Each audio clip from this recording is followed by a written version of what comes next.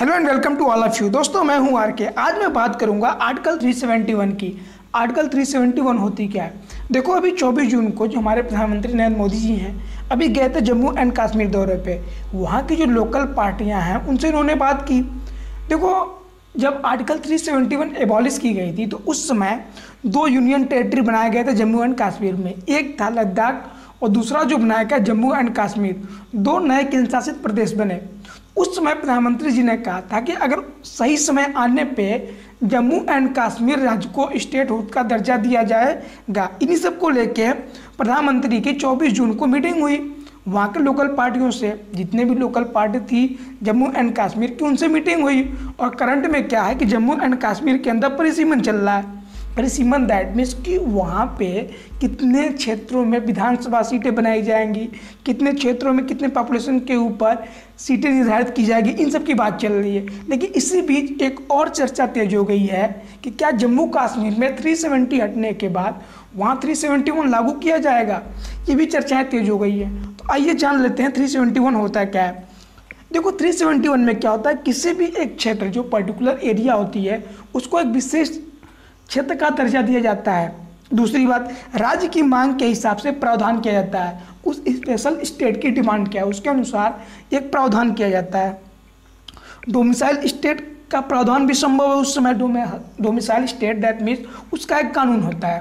तो ये भी हो सकता है डोमिसाइल स्टेट का भी दर्जा दे दिया जाए। नौकरी शिक्षा में स्थानीय लोगों का अधिकार होता है। जैसे कोई भी प्रियोरिटी होगी तो पहले वहाँ लोकल को प्रियोरिटी दी जाती है कि आपका पहले अधिकार है। फिर ज़मीन में विशेष प्रावधान। अब देखो, यही इंपॉर्टेंट है। यहाँ पे जो ये ज़मीन में विशेष प्रावधान की बात हो रही है, यहाँ पे यही इंपॉर्टेंट है।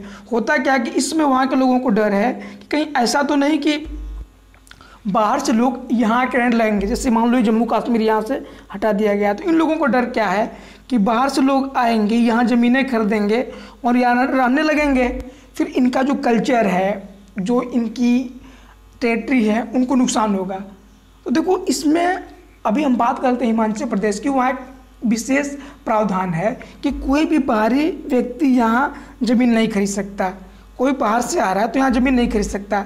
सिर्फ गवर्नमेंट लैंड को ऑक्यूपाई करेगी और वहाँ कंपनियों को डेवलपमेंट कार्य करने के लिए जगह देगी, जिस पर कंपनियाँ इस्टेब्लिश की जाएंगी और वहाँ पे विकास कार्य होंगे। अब यही फ़ायदा होता है जो ज़मीन में विशेष प्रावधान है, इसका फ़ायदा कुछ स्टेट को मिलता है, जैसे हिमाचल प्रदेश को मिल रहा है। तो यहाँ इनकी यही बात हो रही है कि 371 क्या लगा दिया जाएगा। इससे फ़ायदा जम्मू एंड कश्मीर को होगा, क्योंकि वहाँ सिर्फ गवर्नमेंट ही खरीद सकती है ज़मीनें। ऐसे प्रावधान होते हैं, लोगों को वहाँ अधिकार होगा, क्योंकि जम्मू कश्मीर फर्स्ट देन किसी की बात होगी। तो ये फ़ायदा हो सकते हैं अगर 371 किसी भी राज्य में लगता है। अब तक देखो 371 किन किन राज्यों में है उसकी बात कर लेते हैं। अभी तक भारत के कुल 11 राज्यों में 371 लगाया गया है। और उसमें जो है सबसे जो फायदे में है हिमाचल प्रदेश है, क्योंकि वहाँ जो खेती की ज़मीन है कोई बाहर ही जाके नहीं खरीद सकता है। वैसे ही मिजोरम में जो है वहाँ भी जो वहाँ के आदिवासी हैं उनका ज़मीन कोई नहीं खरीद सकता है, क्योंकि देखो मिजोरम जो हमारे उत्तर पूर्वी भारत है, जो हमारा पूर्वी भारत है, वहाँ पे क्या है कि ट्राइब्स अधिक हैं। तो उनका एक विशेष प्रावधान किया गया कि दूसरा कोई जाके वहाँ ज़मीनें नहीं खरीद सकता। कुल मिला के ऐसे ही भारत के अंदर 11 राज्यों में 371 लगा हुआ है।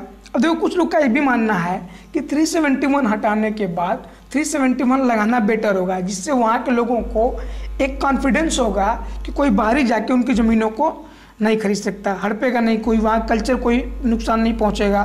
तो ये भी यहाँ पे लगाई जा रहा है अनुमान कि 371 लगाया जा सकता है।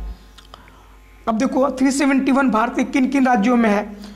महाराष्ट्र, गुजरात है, नागालैंड में है, असम में है, मणिपुर में है, आंध्र प्रदेश में है, सिक्किम, मिजोरम, अरुणाचल प्रदेश, गोवा। इन राज्यों में क्या है कि स्पेशल 371 जो आर्टिकल 371 है इसको लगाया गया है। तो अब यहाँ पढ़ लेना कौन कौन से राज्य हैं। तो इन राज्यों में आर्टिकल 371 है। तो दोस्तों, ये था आज का लेक्चर सुनने के लिए धन्यवाद। और यदि आप हमारे स्टडी बूस्टर को सब्सक्राइब नहीं किए हो तो यार सब्सक्राइब कर लो। आप वीडियो को लाइक करें और शेयर करें। धन्यवाद।